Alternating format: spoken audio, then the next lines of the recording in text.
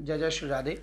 बचपन में हम लोगों ने आपातकाल के विषय में सुना था पर देखा नहीं था, किंतु कल 4 नवंबर 2020 को मुंबई में, महाराष्ट्र में जिस बर्बरतापूर्ण दुष्कृत्य को हम लोगों ने देखा, रिपब्लिक टीवी के एडिटर अर्णव गोस्वामी को 20-25 पुलिस वाले किस प्रकार घसीट के, धक्का मारते हुए, उनको जमीन पर गिराते हुए हैं और किस प्रकार उनके साथ अत्याचार करते हुए उनको घर से घसीट के लेके जा रहे हैं। ऐसा लग रहा है जैसे कोई आतंकवादी के साथ। इतना तो आतंकवादी कसाब के साथ नहीं किया गया, उसे भी घायल अवस्था में गिरफ्तार करके पहले अस्पताल में इलाज कराया, सरकारी दामाद बनाकर उसे बिरयानी खिलाई गई और तब जाके उसके साथ न्यायपूर्ण कार्यक्रम किया गया।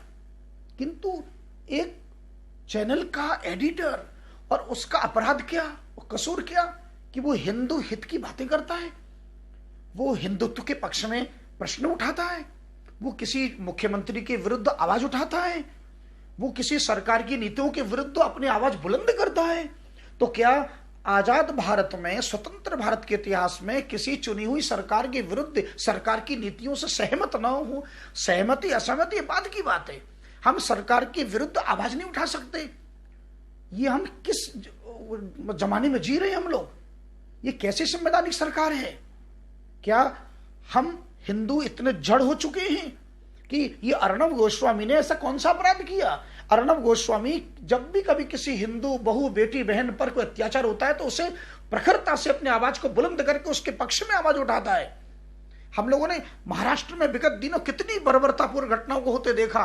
पहले पालघर में 2 साधुओं को बर्बरता से भीड़ ने पीट पीट कर मार डाला, पर ये मूक दर्शक बनकर ये महाराष्ट्र की सरकार, अंधी बहरी गूंगी सरकार देखती रही। आज तक उन संतों के पक्ष में कोई न्यायपूर्ण कार्य नहीं किया गया उनके पक्ष में।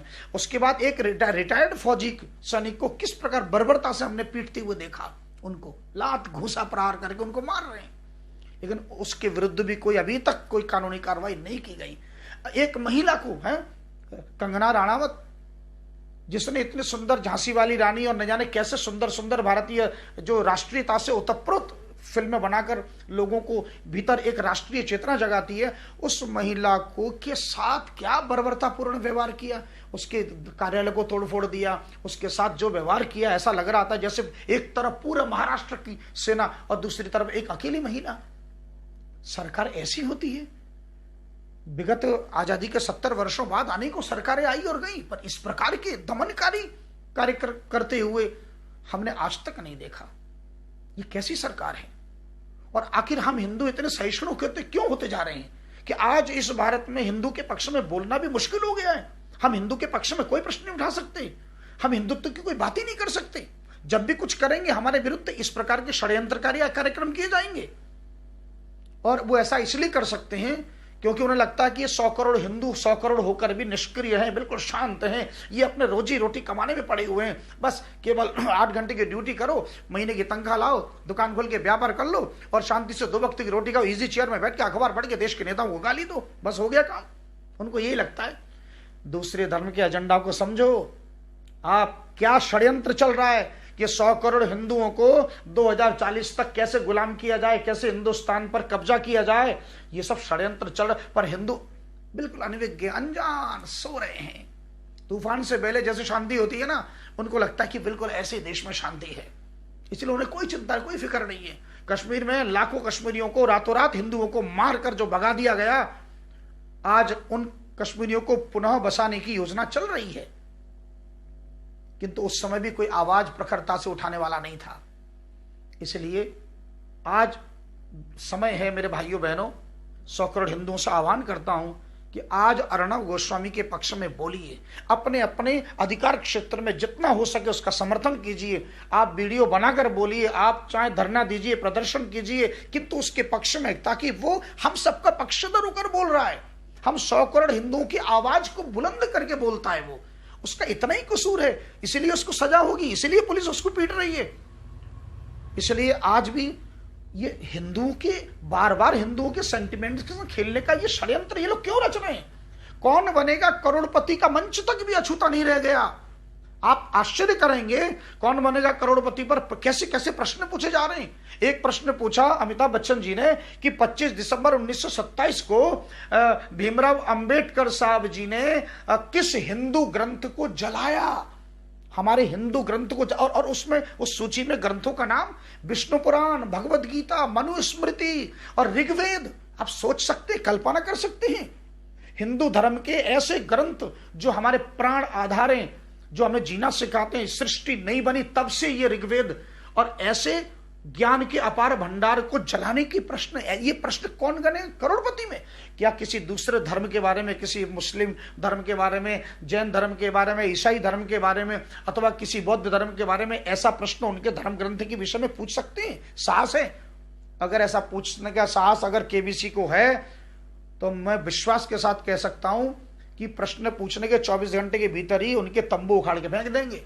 पर हम 100 करोड़ हिंदू सहिष्णु हैं, कुछ बोलते नहीं है। कोई भी प्रश्न पूछो। एक दूसरा प्रश्न भी पूछा, जेएनयू में जिन देश के गद्दारों ने भारत तेरे टुकड़े होंगे इंशाअल्लाह इंशाअल्लाह, ऐसे गद्दारों के प्रश्न भी शामिल किए गए। एक आवाज, एक मोहतरमा बैठी है, उस आवाज दिखाया गया कि देखो ये आवाज पहचानो है।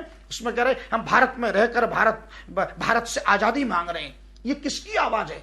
और उसमें ऑप्शन क्या दिए? उसमें दिया खालिद मोहम्मद, कन्हैया कुमार, न जाने, इन्हें ऐसे गद्दार जो देश के विरुद्ध आवाज बुलंद कर चुके हैं, जिनके खिलाफ सुप्रीम कोर्ट में मुकदमा दर्ज है, उनको ऑप्शन में रखें। आप कल्पना कर सकते हैं क्या कोई ऐसा प्रश्न पूछा जैसे ये भारत के नेता हैं जो भारत के विरुद्ध षड्यंत्र करे, उसे आप नेता की सूची में डालते हैं? ये साहस वो इसलिए कर सकते हैं, उन्हें पता है 100 करोड़ हिंदू बिल्कुल शीतल मन के साथ बैठे हैं, ये सहिष्णु, आवश्यकता से ज्यादा सहनशील हैं, ये कुछ नहीं करने वाले, ये खाएंगे पिएंगे और चादर तान के सो जाएंगे। मेरे भाइयों बहनों और मेरे जितने भी धर्माचार्य, जितने भी संत हैं, जितने भी जागरण के भक्ति के सत्संग से जुड़े हुए हैं, जितने भी संकीर्तन मंडली, जितने भी हिंदू धर्म के प्रचार प्रसार में जुड़े हैं, भाइयों आप प्रचार प्रसार अपने मंच से तब करोगे जब सुरक्षित रहोगे। जब सुरक्षित ही नहीं रहोगे, एक दिन कोई आएगा और आपके पंडाल में आग लगा के चला जाएगा। कर लोगे प्रचार? इन 6-7 महीने में कर लिया आपने कथा, इन 6-7 महीनों में कर लिए जागरण, इन 6-7 महीनों में कर लिया संकीर्तन। तो जब देश पर कोई आपत्ति आए, देश पर कोई महामारी आए और देश पर जब इस प्रकार की कोई घटना घटेगी, तो फिर हम सब बंद कमरों में बैठकर केवल चुपचाप मूक दर्शक बने रह सकते हैं। इसलिए ऐसी नौबत न आए। आज इस हिंदू बालक को, इस अर्णव गोस्वामी को अकेला मत छोड़िए। सब लोग उसको एक मानसिक सपोर्ट दीजिए। सब लोग कम से कम वीडियो के माध्यम से, धरना प्रदर्शन के माध्यम से, अपनी लेखनी के माध्यम से, ब्लॉग के माध्यम से, फेसबुक पोस्ट के माध्यम से आप उसके पक्ष में समर्थन दीजिए। आप महाराष्ट्र सरकार के विरुद्ध आवाज बुलंद कीजिए। मैं तो इतना जानता हूं कि समय तो बीत जाता है, लेकिन भविष्य में कोई हमें यह ना कहे ये कैसे लोग थे, एक हिंदी को घसीट कर ले जाया गया और ये मूक दर्शक बनकर बैठे रहे। और मुझे लगता है कि जिल्लत की जिंदगी और अपमानजनक जीवन से अच्छा आत्मसम्मान और स्वाभिमान की मृत्यु। इसलिए एक बार निवेदन करता हूं कि इस समय अर्णव गोस्वामी का साथ दीजिए। जय हिंद, वंदे मातरम।